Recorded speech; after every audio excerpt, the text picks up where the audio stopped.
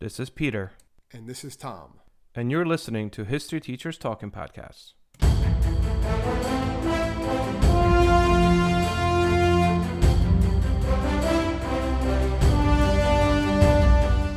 All right, this is Peter Zablocki and Thomas Reska, and welcome back to our podcast.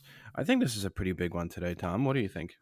Yeah, we were just talking about this right before we logged on that there's a lot here. And obviously, this is a individual that had a big effect on history, particularly in the 20th century and stuff like that. So today we're going to be looking at Sir Winston Leonard Spencer Churchill. Funny that you say that, like, had a big impact in history. There's a very famous quote by Winston Churchill that said that history will be kind to me, for I shall write it. I mean, he's a huge figure. Just researching this, and we've obviously, you and I have taught about Churchill at various times in history and various topics, and obviously in American history as well as in world history. It's a huge figure, but he wasn't just a politician. He was also a very known author. Yeah. Written, he wrote tons of books. And you said the quotes, there are so many quotes attributed So to many him quotes. too that you use in a lot of different times. I know just in government classes, you use Yeah, quotes that he said. And there's just 20th century history, he was a huge impact. And obviously ripple absolutely. effects into the 21st century. Also, his face is recognizable. When people see him, they're like, oh, that's Churchill. Or they Yep. might not even know the name, let's say. So I do this thing in class sometimes. I just show like famous images, and like the students might not necessarily know him, but oh, that's that British guy. Like they know Yeah. something about it. That They can guy. just tell looking at his face that this is, there's something about this guy that is important. That he was an influencer. Imagine if he had Twitter and TikTok Yo, back in the man. day. But what's interesting here too is that by all modern standards, this man should not have lived as long as he did. I mean, he drank every single day, smoked Chain smoker, yeah. chain smoker of like Cuban cigars.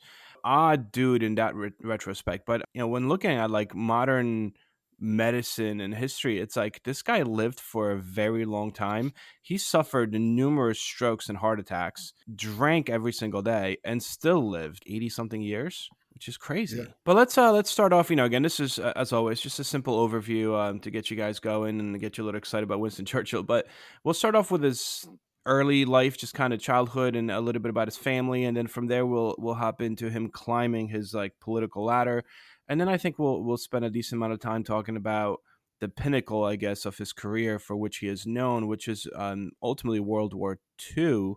And then, we'll come back to his return because he does stop for a little bit there, being the Prime Minister of England, his return and his subsequent death. So let's get going, right? Winston Churchill, like you said, Winston Leonard Spencer Churchill, Yeah. um, It's a very aristocratic name there. and actually rightfully so, right? Yes. So he was born to an aristocratic family. I mean, a very wealthy father. What's interesting here is that his father and actually his entire family were aristocrats. I mean, his grandfather, great grandfather. I mean, these guys were House of Lords, very known in England. The interesting part here is that it kind of separates him from a lot of these other aristocrats is the fact that his mother was not British, No, his right? mother was Janine, and she was a daughter of Leonard Jerome. He was basically she was wealthy too. She was Oh yeah. the daughter of a wealthy American businessman, but he was actually half American. Yes, which kind of makes sense when you think about it, because he always had a strong. He always looked very Connection. fond of the United Yeah. States. He was always viewed very well here. Didn't he used to be on Time magazine? He was always called like America's favorite Brit and stuff like Yep. that. Like the Yep. American Yep. Yep. public liked him even when he was kind of like unliked in Britain. They loved him here. Yep. An interesting thing too that's going along with it, like his mother and his upbringing. So his father, Lord Randolph Churchill, right, as a known Tory politician, directly descended from John Churchill, first Duke of Marlborough, hero of wars against like Louis XIV of France, early 18th century. Big family, and the mother, this daughter of this New York financier, as you said, mainly a horse racing fanatic. Actually, his grandfather, I guess Churchill's grandfather, his mother was very adventurous. I mean, she had tattoos. She was pretty. She was young. She was American. Just the sheer fact that she had tattoos was always brought up everywhere I looked. Like that was so uncouth, I guess. Not, Especially for the yeah, time. like Yeah. not right for at the time, right, for a wife of this lord. And it seemed like the marriage wasn't really that great for the most part. They were estranged. They didn't really live together now. To the extent that actually some people believe that Churchill's younger brother may potentially not be his father's son, because of the fact that the mother and father kind of lived in separate places. And also the father was, and because the marriage didn't really work out well, the father wound up sleeping around a lot and actually died from syphilis, which was held back from Churchill for a while. No one let Churchill know that that was the case. But he was basically, not really much affection from his mother either. He was basically raised by his devoted nurse. In England, most aristocratic children were actually raised by these nurses as opposed to their true mothers. Churchill was really raised by Mrs. Everest. He wasn't the greatest student as a kid. And actually, because he wasn't the greatest student, his father kind of pushed him to this idea of like, well, you should therefore enter the military.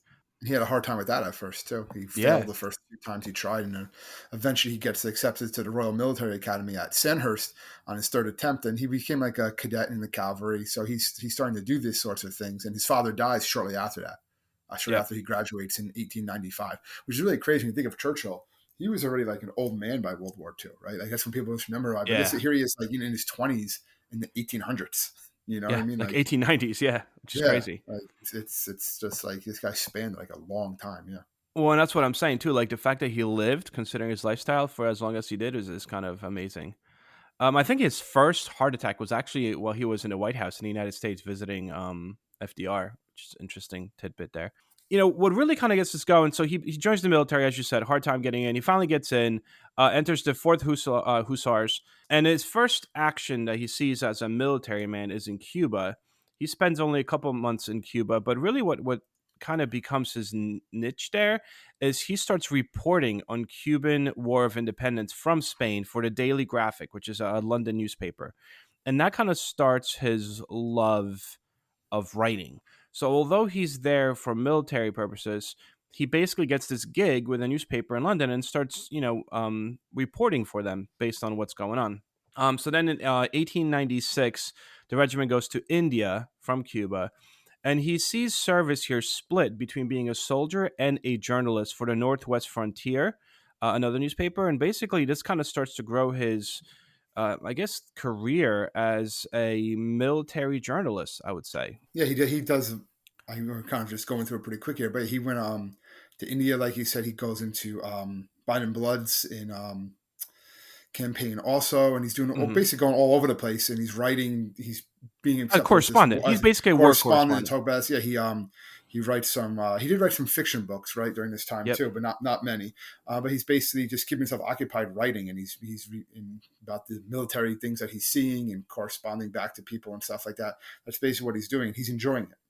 And it's making a name for himself, really, as Yeah, as this dual role. he's becoming well known. Yeah, Yes, his writing becomes really well known back in England, and also because, like, he remember he's like the rich boy. His family is of a certain status, and this guy basically goes to the military, which is not the popular thing you should have done at first. And everyone, you're being groomed to be a politician right away. But because he initially did not really excel in school, military became his trek. And it is once he's in the military, and then he kind of makes himself a name as a war correspondent. This kind of starts to shift from military to politics, yeah. right? Yeah, it starts Um, like probably the yep, beginning of the 20th century that starts to happen when he starts yep, doing that. And he's speaking at conservative meetings, and he actually is selected as one of the two candidates for the June 1899 election in yep. Lancaster. But interesting enough, he starts off as a conservative, and then he has a lot of like liberal views, which kind of make him. You and I talked about this before we click record. There's times in history when Churchill's like really loved, and there's times when he's like really hated. Like he's a hot and cold kind of character in British history, but also I would say particularly British history, but sometimes world history as well. Especially when you get into later on India, and the people believe that he was extremely unkind to India and essentially caused the famine and so on and so forth. But we might address that later. But at this point, he is entering politics as well. He's also campaigning for, even though he's a conservative, he's starting to have these like liberal tendencies. He's campaigning for South Africa. Self-governance, so on and so forth. And this also where this interesting, there's a lot of books written about this, against the Boers. Did you see He this one? actually, yeah, he was going to be a journalist for the Morning Post in the Second Boer War, and Hmm. he actually gets captured as a prisoner of war. And he's Yep. actually interned at a camp, a prisoner of war camp. He actually escapes and He evades his captors. He stows away in freight trains, and he's hiding in mines and stuff like that. And he eventually gets to Portuguese East Africa, and his like people found out about this. It got him a lot of like mainstream public, I guess, like fame. Because this is Attention. Yeah, yeah. No, this is what attention kind of made him. Yeah, yeah. because he was Um, a war correspondent that escaped, and he's talking about how he escaped and stuff. That's kind of out of a movie, hiding in yeah. freight trains and mines and stuff like that. Candace Millard wrote a book about that. She's written a bunch of really good books. If you guys ever get a chance, I forgot the name of the book, but it's Candace Millard, and she writes just about this Boer War, and just the way that this was so heroic because again, this is a first of all when he was captured, he was like, "I'm but a soldier," and they knew they're like, "No, no, no, it's not every day we capture a son of a lord." So Yeah, so it's they a were big deal. Yeah, trying to hold on to him, and then he escapes with like barely any food, and then makes his way out. This is publicized all over British newspapers. And then, he doesn't necessarily shy away from it. He sticks around for a little bit. He's like, well, I'm not going home yet, and it's heroic, boyish charm here. But yeah, so this is the event that kind of makes him a hero. That the kid that didn't need to be in the military is now, escaping POW camps and writing about it. So he comes back, and I think that kind of starts up his political career a little bit, right? yeah. He rents a house in London, right, and Yeah, he becomes one of the main conservative candidates in October 1900 in the general election, and he actually becomes a member of parliament at the age of 25. So he's yeah, doing this. This is what he's doing. He publishes another book during this time too, about his South African experiences. So he's going on tours. So he's a pretty well known figure. He comes to the United States again. He meets Mark Twain, right? President yeah. McKinley. There's he actually meets Teddy Roosevelt too. From what I saw too, they didn't get along very well. You think of these Really? two like very big personalities, but they didn't exactly go very well. There's a couple of things written about there, but he's just going on the lecture circuit. So even though he's a member of Parliament, he's still promoting his like books and stuff. It's when he comes back in 1901 that's when he really starts to do more in the House of Commons, Yeah. particularly as a conservative. Yep. But this is where it starts to shift a little bit because Yeah, he's a free trader. He helps find the free food league and basically starts to be alienated by his party a little bit. Because for the fact that he's talking about better hours for workers yeah, and things that are like really kind of liberal. So because of that, he's disavowed by his constituents and becomes alienated, from his party. And then he winds up in 1904 joining the Liberals. And again, there's the whole flip floppy thing about him, in which eventually he kind of comes back to the conservatives. But um, this at the time, when he wins his election by 1906 as his new liberal government, he's an undersecretary of the state of colonies. He's viewed as like a flip flopper. Like people on his yeah. side don't even trust him as much because he's conservative, liberal, conservative. Eventually, by 1908, he is promoted to the president of the Board of Trade, seat in the cabinet, still under this liberal government. What else do we have here? Social reforms, 8-hour maximum day for minors. Yeah, and he was going against like spending more money on the military to Yep, actually, helping the trade unions and stuff like that. And he was still at this time though, he was a big supporter of the Navy. He was saying yep, how the Navy was going to be the most important thing. That any extra money from the military should go to the Navy, and people, particularly in his party at the time, weren't fond of that. But yep. yeah, he becomes you saw the president of the Board of Trade, so he was that Hmm. for a while, and he's doing all of these sorts of things until he's eventually, like you said, voted out of power. Yep. And I think World War One is kind of Yeah, interesting. we can probably skip to World War One now. Yeah, there's other Well, things yeah, going on, but yeah, yeah. But World War One is interesting because starting from the Gallipoli campaign, where he's kind of set up for failure. Really, it's interesting because a lot of people don't realize that Churchill actually fought in World War One, and this is as in like commanded people and units, which is kind of cool. When World War One began, he started off as the Lord of Admiralty. Right, that was really his yeah, job at the onset of the war, and he was kicked out of this job though. Essentially, they said that he kind of failed initially being prepared or having Britain prepared for World War One. So the conservative government demotes him from the admiralty. They don't know what to do with him once they demote him.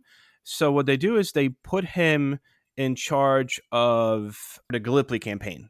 Real quick, It was an Anglo-French operation against Turkey, just so we're on the same page as to what Gallipoli is, because that in itself could be a podcast. Yeah, they don't give him any direction. They're like, all right, you no longer have the admiralty. You're not in charge of that. However, you're going to be in charge of this one particular aspect of this war.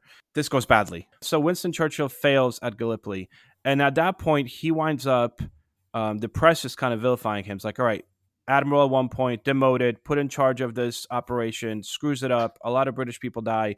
Churchill's like, I can't take this. In November of 1915, he resigns from the government and winds up actually returning to just like good old soldiering. He sees active service in France as a lieutenant colonel of the 6th Royal Scots Fusiliers, right? Yeah, that's it. Yeah, he was there. He was fighting in the war and commanding the soldiers there. Trenches, yep. Yeah, and then actually, when Esquire resigns as prime minister and Lloyd George becomes prime minister in 1917, Churchill comes back into everything, right? Yep. Yep. But And by he's then, sent almost to like he saved himself a little bit by going and yeah. fighting in war, saying, you know what, I quit the government. If you think I'm at fault here, which he actually wasn't per se. No, it wasn't his fault.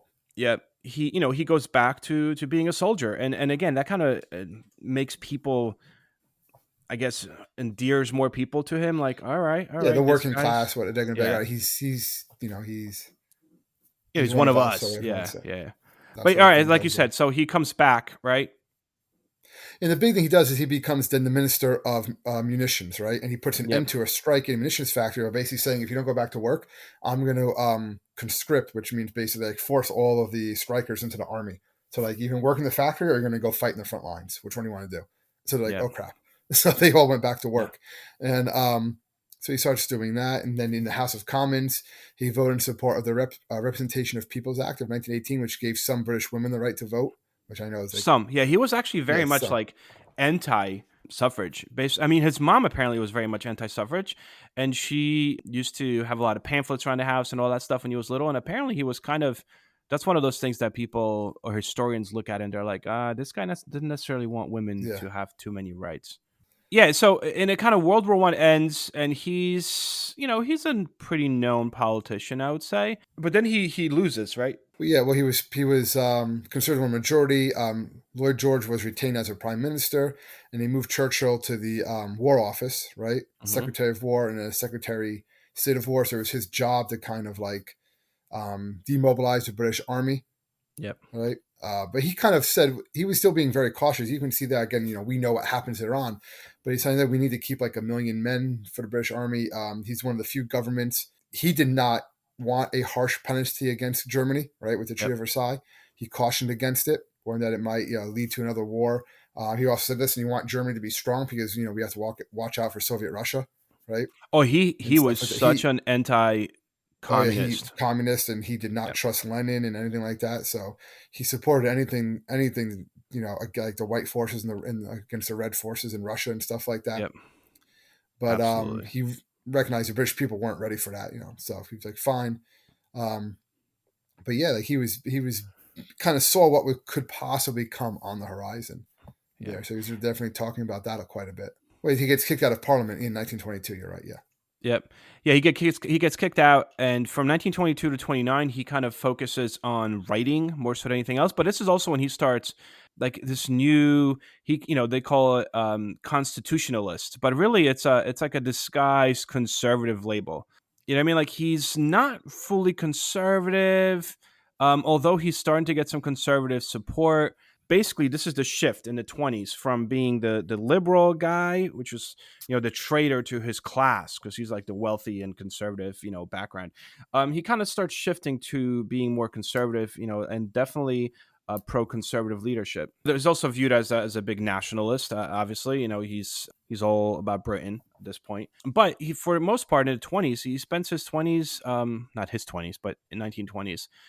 He writes books. He gets published numerous times. He also paints. A lot of people don't know that he was a painter, and he never actually signed any of his paintings with his own name. He came up with a different name, and he at one point there was a gallery that he actually wound up selling quite a few of his paintings, and people did not really know that it was him that painted them, which I thought was kind of interesting, right?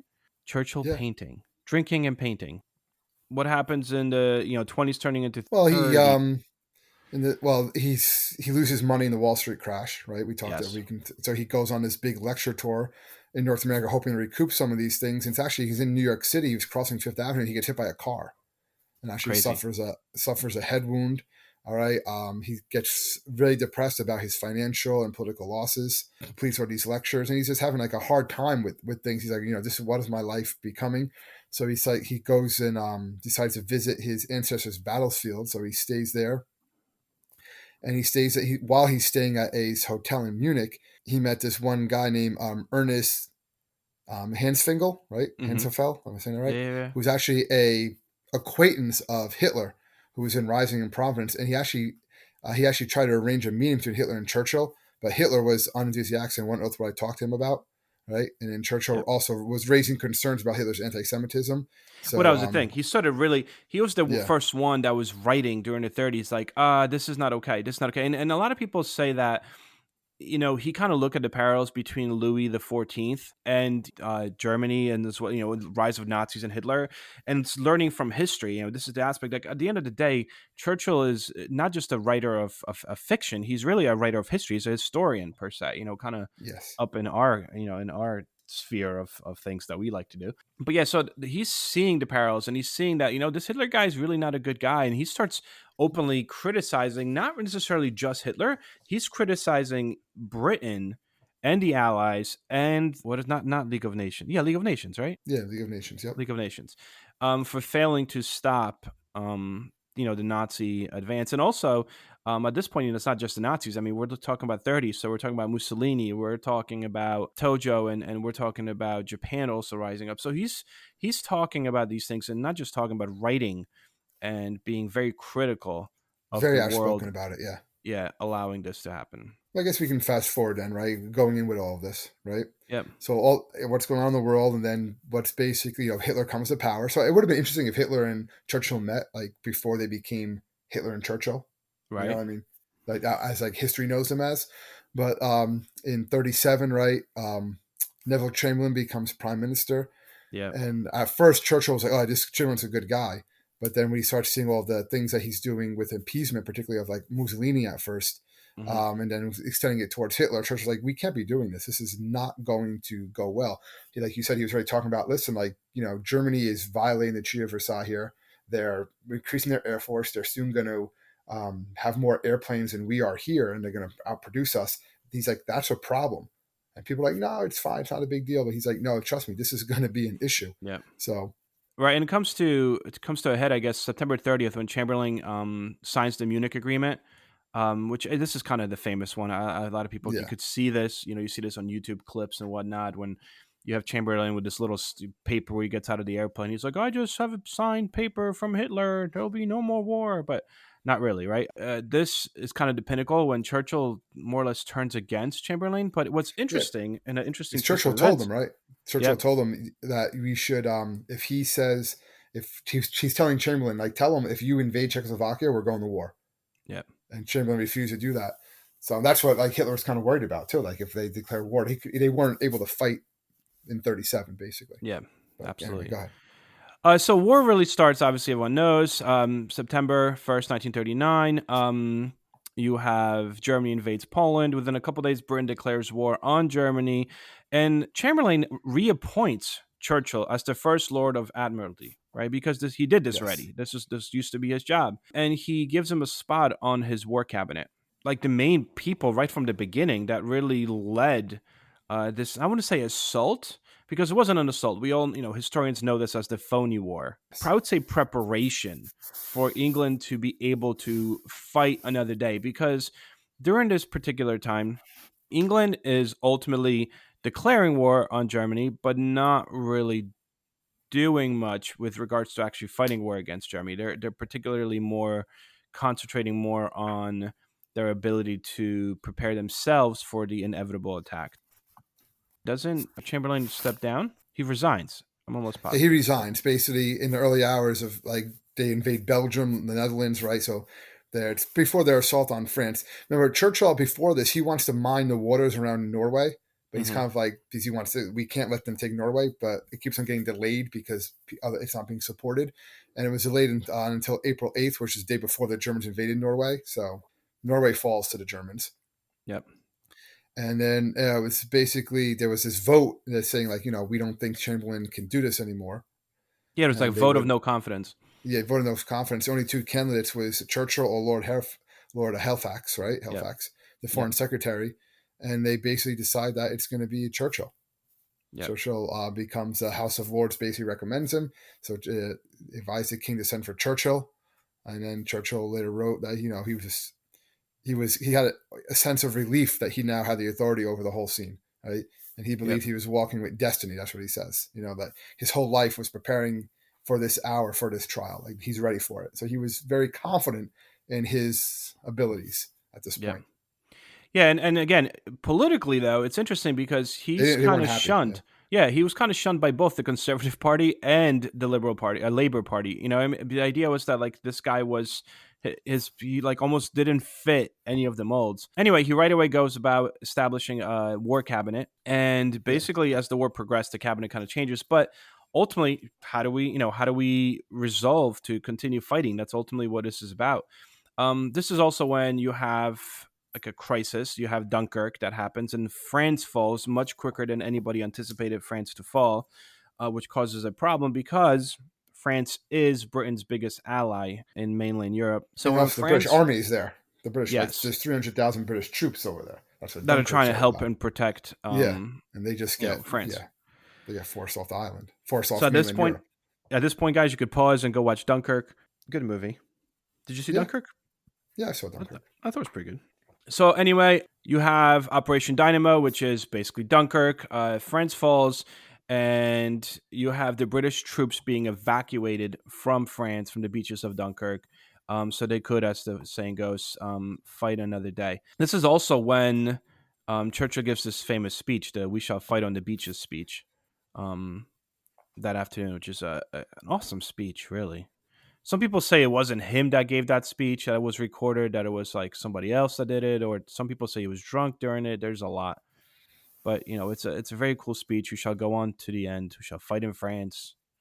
You guys should look it up. It's pretty good stuff. All right, and that's kind of what brings us to, well, a few things here. You have one is that at this point when Dunkirk happens, Mussolini kind of sees England as weak.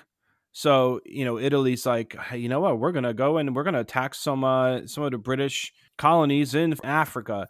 So then that happens. So that kind of brings the British to the fight in North Africa. Also, Churchill realizes that while the Atlantic is really kind of taken over by the Axis powers, primarily by German U-boats, he decides that he needs, in order to hold on to North Africa, he needs control of the Mediterranean Sea. So he basically concentrates the British Navy in the Mediterranean Sea. It's also interesting here. There's one event that happens that is to this day is kind of controversial because the British Navy goes into the Mediterranean, south of France, and there's a French Navy there. And basically, the British Navy tells the French Navy, like, you got to give up your ships. And the French Navy is like, well, we're not going to do that. We need to understand also that by this time, that area of France is known as Vichy France, meaning that they Yeah, are favorable to Hitler to and the Nazis. Yeah, Nazis. they're taking Yep. over. Yeah, The British Navy opens fire and sinks a lot of ships, French ships, and kills a lot of French sailors. Churchill excused that as we couldn't allow this French fleet to fall into the hands of the Germans, which was potentially or highly likely going to happen. But some people say that was a war crime. It's like a blemish on Churchill's war record that he sank this French fleet. They were supposed to be friends, but at that point they were not. and it's Um, all saying that we're at war. We got to do what we got to do. Yep. And he really, Churchill really endears himself to in the hearts of the British people, primarily for the fact that he makes England survive through the Battle of Britain and also establishes the Land Lease Act Which with is huge. Yeah. FDR, which is what preserves England, right? So what happens Battle of Britain? I mean, why does Battle of Britain such a you know Oh, it's basically endearing moment? it's defending the air over Great Britain, right? It's a way to they know that if they lose the air cover, right? If they lose the air, then Britain could theoretically be invaded. Like Germany did have Operation Sea Lion, right? That plan Hmm. to invade Great Britain. Like, would it be successful? Who knows? It wasn't easy. Wouldn't be easy to invade Great Britain. If you Yep. look back historically, a lot of them say that probably he didn't really want Hitler. Probably didn't really ever think he was going to actually invade Britain. He thought he could just starve them out. He actually wanted Britain on his side more than anything else. And there were Yep. pro I wouldn't say pro-Nazi, but pro-peace terms, let's say, with Britain. That there were Yep. parties there that won't do that, but he knew that wasn't going to happen with Churchill in power, right? So that's why Battle of Britain becomes so important because, it's the Luftwaffe coming in, bombing the Blitz, as we know, right? Attacking all the And this is British cities also and stuff like that. like what a lot of times what comes up here, and we should probably bring it up as well, is the fact that this is the first real coordinated usage of radar. Oh, really? Well, that's what I was Um, going to get to. Yeah, like right. this is when they're coordinating because the British have such less resources than the Germans, so they're coordinating. They're able to use radar to really send their Spitfires and Hurricane fighters right at the Luftwaffe at certain points, Yep. and the British are able to meet them in the skies at the right moment, and it becomes a war of attrition that Yep. the British can't survive, but they're going to try to survive long enough, right? Just to have Yep. enough losses that then Germany's gonna be like, it's not worth it anymore. And that's basically what happens. And because Germany just kind of gets annoyed with Britain, all right, they're bombing them, they're even targeting the radar towers, they're targeting the RAF headquarters, and they're if you look back militarily, they say that if Germany kept that up, they probably could have just bombed Britain into submission long term. But Hitler was becoming so impatient that he launches Operation Barbarossa, which is the invasion of Soviet Union instead. And that's a whole podcast too. And as I was doing research for this, you saw, and I remember hearing this before, that the British tried to warn Stalin about it. They Numerous times. actually Yeah. they said, "Listen, we have Enigma descriptions. We Yeah. decrypted it. We know they're planning to invade you." And then Stalin's like, "I don't trust it. I don't trust Churchill." Yep. And so he's trying to tell them. And then, people asked Churchill afterwards, are you going to are you still anti-communist? And he's like, listen, if Hitler invaded hell, I would make a favorable reference to the devil. So Yeah. Isn't that he still crazy? doesn't like the Russians at all. But he's like, listen, it's kind of what it's the same thing that Roosevelt says. When Roosevelt Yeah. says the enemy of my enemy is my friend. Only he says it a little more colorfully, I guess you could say. So ultimately, what ends up happening here is Stalin joins the fray as part of the Allies, and all of a sudden, you have this massive propaganda campaign in the United States and Britain to kind of erase the fact that Stalin and Hitler really Were started the war allies prior to the together. war? Yeah. Yeah, started this war together, and by dividing Poland in September of 1939, and then Stalin's forces invaded Norway. I mean, these are things that are just trying to be erased now. Like, no, Uncle Joe, good guy, yay. However, what winds up happening is we kind of alluded to this idea of the Land Lease Act. So the British and American governments conclude this deal, or like destroyers for bases agreement, where basically initially it starts off with 50 American destroyers are transferred to the Royal Navy in exchange for U.S. base rights in Bermuda, Caribbean, Newfoundland. You have to understand that when the war started, when Churchill took over, I guess, in the beginning of the war, England is still the biggest empire in the world. As we know now from history, England ceases to be the biggest empire in the world by the end of this war, and the United States comes out on top with Soviet Union, right on their heels. But Right there. Yeah. so Churchill's actually kind of watching the end of the British Empire here, and the Land Lease Act is he's allowing Americans to use bases around the world that in areas that England had once taken over as part of their empire. So it's almost like the United States is making a deal to not buy but barter an empire. You know what I mean? Like we never had to take Yeah. over these areas because the British did. We We just just kind of got them. got They're like, them. yeah, yeah, we just got them. Like, if you want our help, Yeah, we this want is what we this. want for it. This is our payment. Um, You'll survive, but you're not gonna have your empire.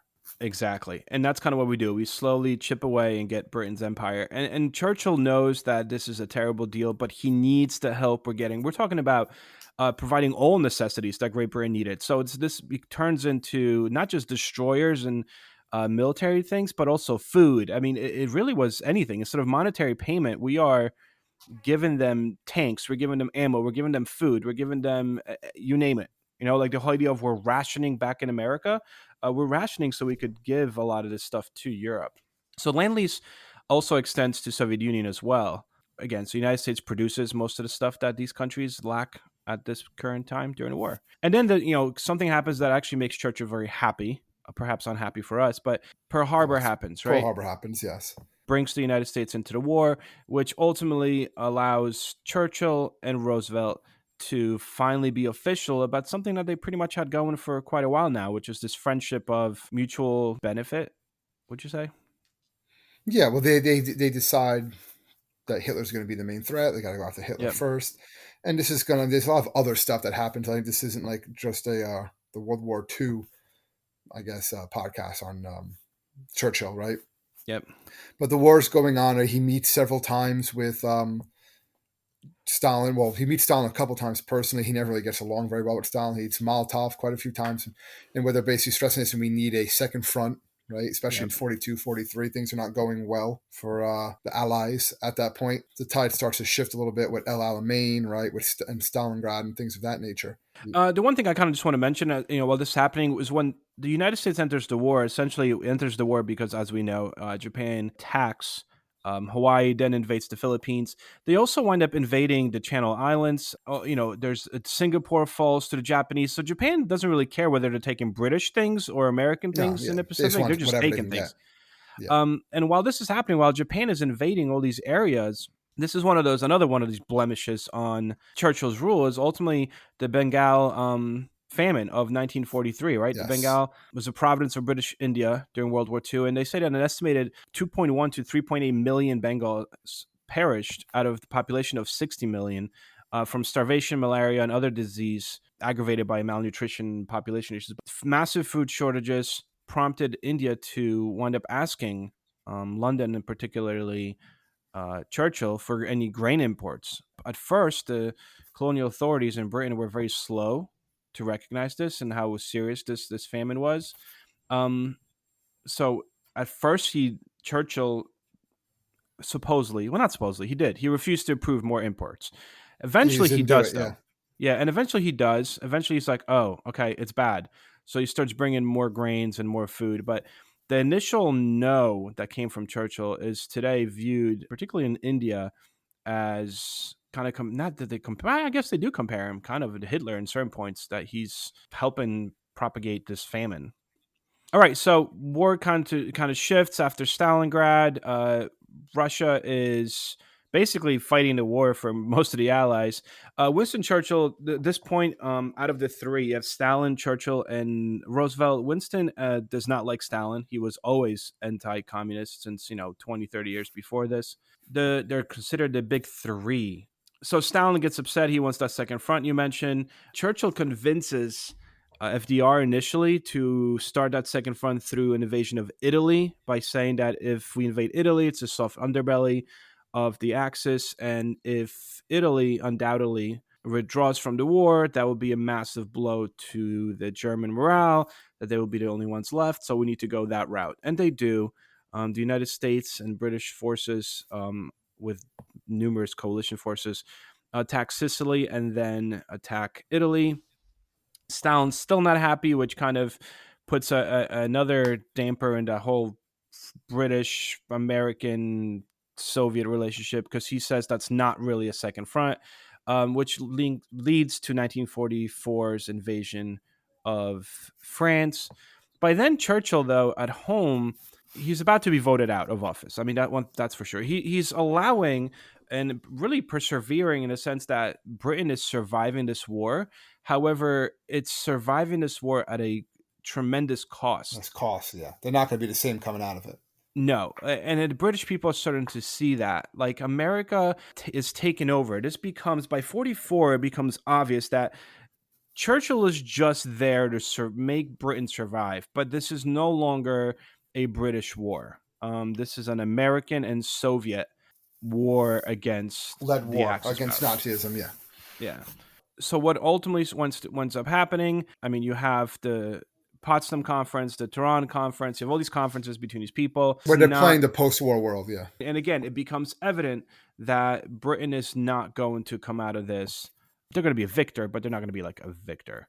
All right, so I guess we should talk about the fact that he never actually makes the final conference because he is not reelected, right? yeah. He doesn't get there. So, well, he's there when Germany surrenders, right, Yep. for VE Day and stuff like that. But obviously, he's not going to be the next prime minister. Right? Yep. So he has a conference. He's basically out of power, but he's still leader of the opposition powers. Really, he's when he's like we said before, he loses popularity a lot in England at this point, but he's still Yep. really popular in the United States. So Attlee takes over. as the new prime minister in 1945, and Churchill basically like kind of goes on a speaking tour, really, at that Yeah, point, right? just saying, yeah, As this for people leader of the for opposition. people who, yeah, for people who still like him, like he likes the applause and stuff like that, as anybody would. He's calling for what he calls like a United States of Europe, like a pan Europeanism. It's Well, he talks basically, about the European Union, yeah, yeah, basically like a before European European Union. Union. That it would be very helpful if there was something like this, that Europe needs to like come together. Attlee, who is the Labour Party leader, takes over majority Labour government, forms the first majority Labour government in 45. Some reasons given for Churchill's defeat. One was a desire for post-war reform. You know, they said that this was idea that like, okay, we're in peace now. Like we need to Yeah, reform. he was a wartime leader. Now we need a peacetime leader. Exactly. Exactly. While he's in the opposition party, there's during this time in 1946 that he basically goes to the United States. And on his trip to the US in 1946, he is invited to Missouri by then President of the United States, Harry Truman, whom we did a podcast on. And that's when he gives his famous Iron Curtain speech, saying that the Yes. USSR has created this Eastern Bloc and an Iron Curtain has fallen across the continent. This term is coined and remains there really to this day, but primarily till 1989 when Soviet Union kind of starts falling apart. So yeah, so kind of does this thing. He paints again. He drinks and he writes. I mean, a lot of this time is spent writing. And then what winds up happening in 1951, As he becomes prime minister again he becomes prime minister again. Yeah. at Uh, 77. So he's not in good health, but yeah. no, no, no. He was also the first prime minister under Queen Elizabeth II, Yeah, there's actually who's pictures of a much younger Queen Elizabeth. I mean, we think of Queen Elizabeth, still around. much older, but yeah, she's still around. And there's pictures of her with Churchill, yeah, Yeah. with a young Prince Charles, even. And this was kind of interesting too because during this time it's a very unpopular thing because in 1951 to 55 it's almost like England economically is in a lot of debt. England as a world power is basically in the process of stepping down as a world power. They are demilitarizing. So he's kind of overseeing a shrinkage, you know what I mean, of British power. And that's kind of what he's associated with during this time. Like he's England is shrinking. Its role is shrinking. So is his health, technically, to Well, be he was, quite frank. yeah, He suffers a pretty bad stroke in 53. Actually, they say it was so bad it took him out for like 6 months. Paralyzed, partially paralyzed on one side. And everyone's like, this guy can't really be prime minister anymore. But at the same time, people have this like endearing, he's like a symbol more so than anything else. He winds up recuperating more or less from this stroke, but it gets to the point that it's apparent to everyone that he can no longer really be the prime minister. So he winds up resigning.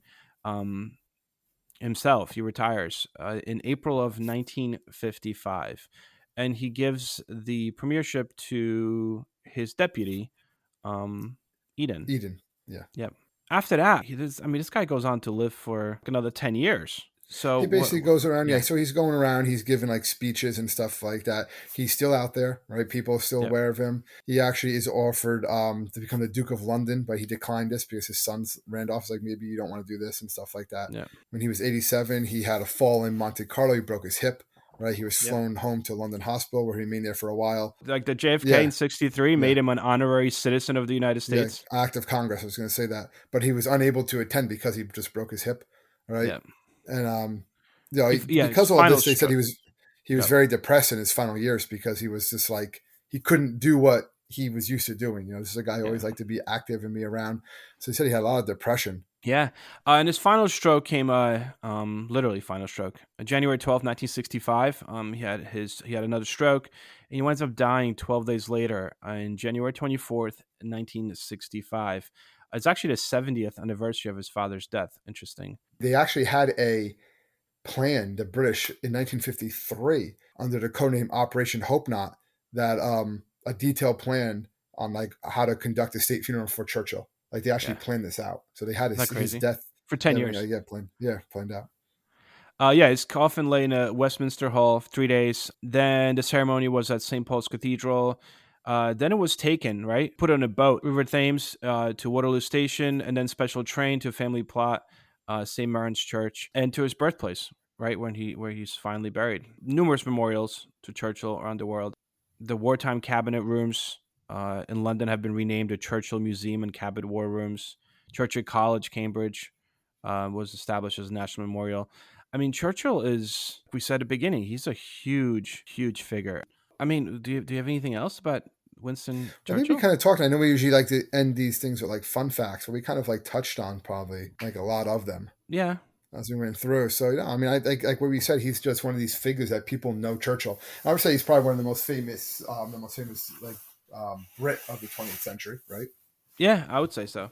He also won a Nobel Peace Prize for his writing. Again, just Nobel Peace Prize in literature. This guy, not just law writing, but really his mastery of historical description. As a historian. Quotes. If you just want to look at his quotes, like one of the quotes I like, I just saw from him is, "Personally, I'm always ready to learn, although I don't always like being taught."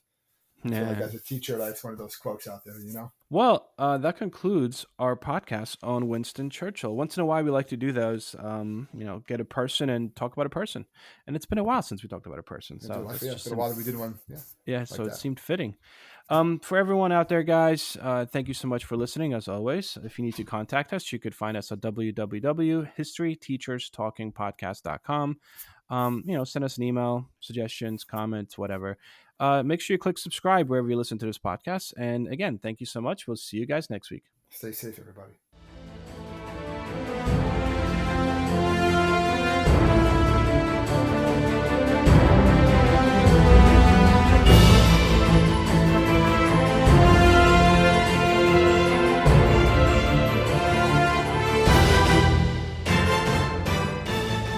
I hope everyone enjoyed our podcast. And if you would like to email us, you can do so at historyteacherspodcast@gmail.com.